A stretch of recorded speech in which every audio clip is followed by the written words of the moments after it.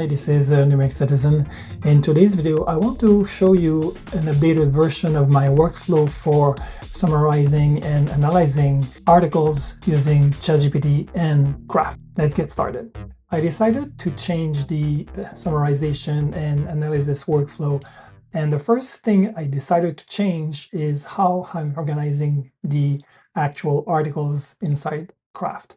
I decided to use craft collections because I think it's a better way to organize the information as the collection of articles that I'm summarizing is growing. I'm going to show you that right now. I created a collection called Articles Knowledge Base. And this article is very simple. There's the article title, the classification of the article, a link to the original article, the publication date, the summary date, a few comments, why I decided to intentionally summarize and analyze this article, as well as a link to the source conversation in ChatGPT.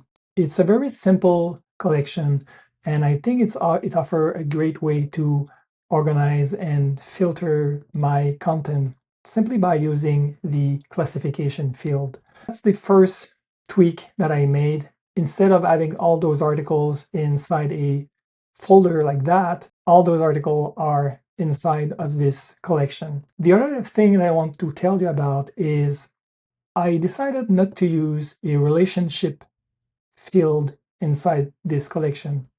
And the reason for that is that I don't really like the way the collection will display relationship if there is more than one. I decided to rely on a built-in relationship that we can use in Craft by simply using backlinks. If there is any relation or any related articles for a specific one, I simply create a section here just underneath the summary and analysis page. I'll use the @ symbol to simply refer to a related article. This way, I'm simply skipping the collection relationship field, and I think it's a better way to work with current Craft limitation or implementation in Craft collections. In my previous video, I showed you that I was relying on ChatGPT client on the Mac to do my interaction with ChatGPT, and I had to switch back and forth between Craft and ChatGPT each time I had to summarize an article. In this video, I'm showing you a tweaked version of this process, and I'm using the new ChatGPT Atlas browser.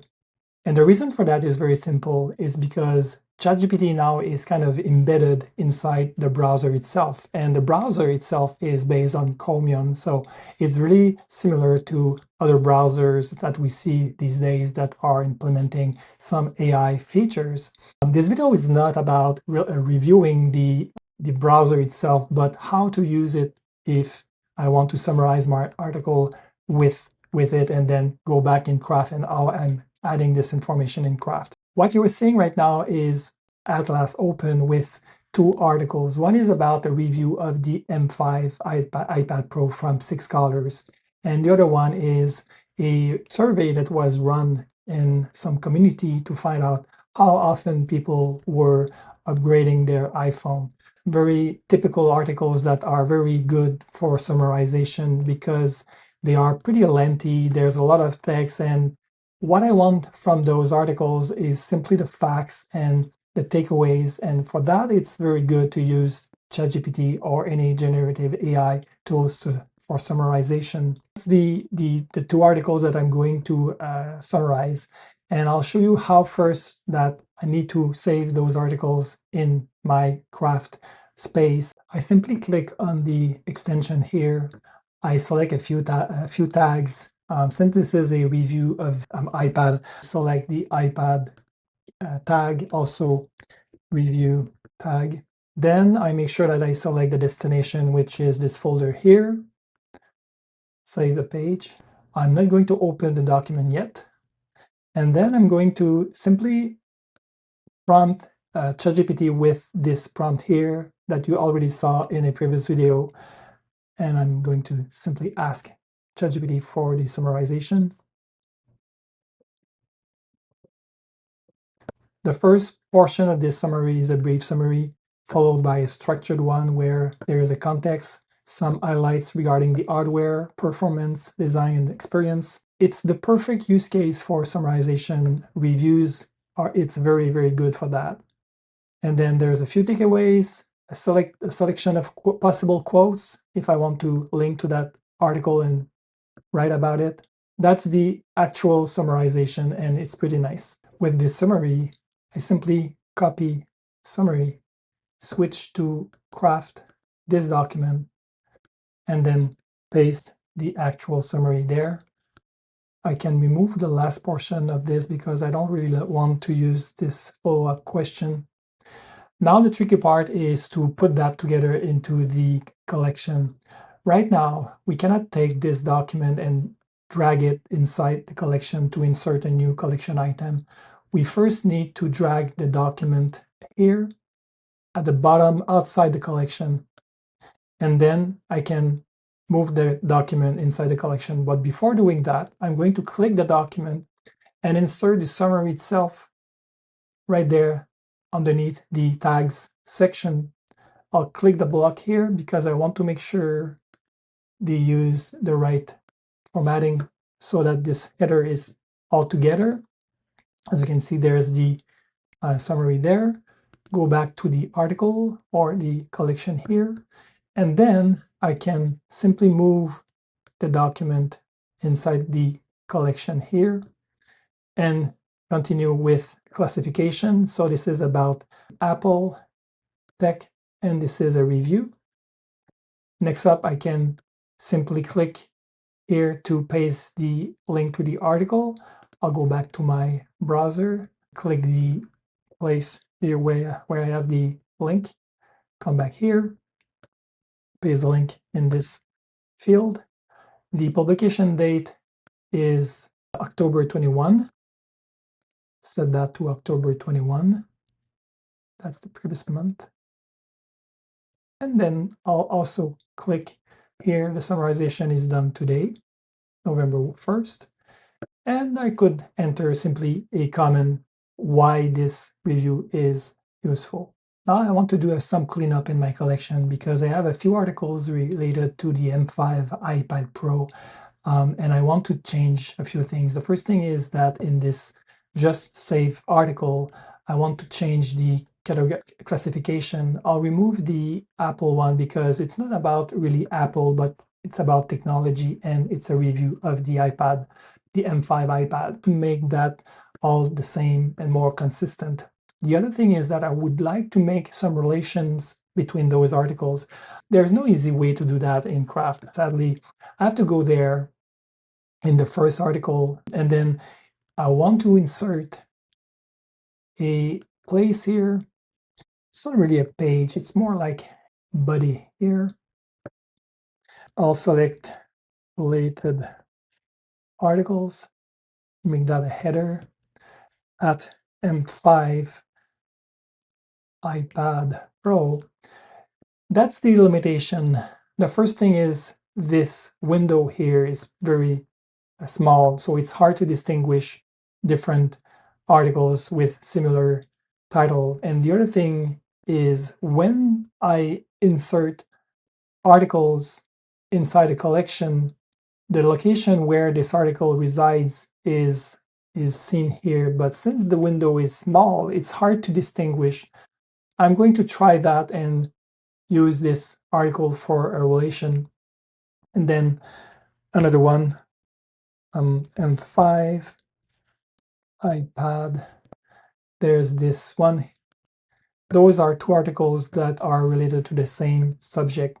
And then I could select those blocks, make sure that they use this here to make, again, this portion fit together. So that's related articles in the collection. Now summarizing the second article.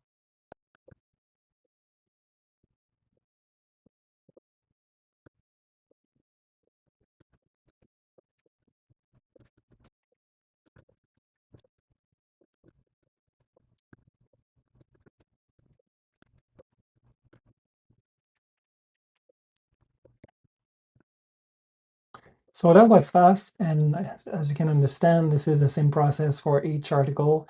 And this article is especially good for summarization because there's a lot of facts related to why people are upgrading their iPhone, how long they keep their current iPhone, and things like that. So it's very nice to be able to summarize that very quickly. One of the nice thing about using AI-based web browser like Atlas is that each interaction or each conversation that I have with ChatGPT for summarizing or reading articles are saved into the browser memories.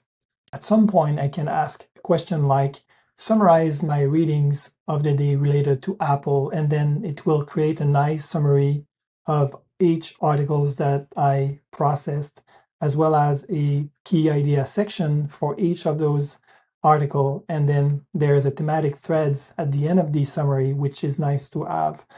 I can keep that summarization there, or I can copy and paste that somewhere else in Craft or whatever the place I can reuse that. That's the other reason why I'm using a browser like Atlas to do that. Now, a few words about privacy. Some people don't like the idea of having the browsing history save inside their browser or in the cloud, and that's very understandable. I'm not also using the agentic feature that is available in Atlas because I don't think it's secure enough to use. But for summarizing very short articles, just taking out the facts and takeaways, I think it's a good tool to use. And I don't really care if ChatGPT knows which article I'm reading on what subject, because it's pretty simple. I don't really have nothing to hide. And also I know that ChatGPT will use these conversations to train other models or improve their service. I'm fine with that. But if you don't want to use this workflow for working or processing information like I showed you in this video, that's cool. And there are other tools that you can use if you want to use on-device large language model, if you want to do the same process. But in this video, I wanted to show you the full experience of using an AI-based browser like Atlas and Craft, and how those two can work together. There is some things that are coming to Craft in the next few weeks that will again change this workflow, I think for better. Stay tuned for that. I cannot talk about that right now, but I'm testing it and it's very, very promising. So that's it for today's. I think you get the idea of how you can use ChatGPT Atlas browser with Craft itself. That's it for today's video. I hope that you liked it. I hope that you learned a few things along the way. Thanks for watching until the very end. Stay tuned for upcoming videos, and you might consider subscribing to my YouTube channel so you don't miss any upcoming videos. Thank you again for watching. Thank you for being there. Thank you for supporting my work. See you guys for another one soon. Bye.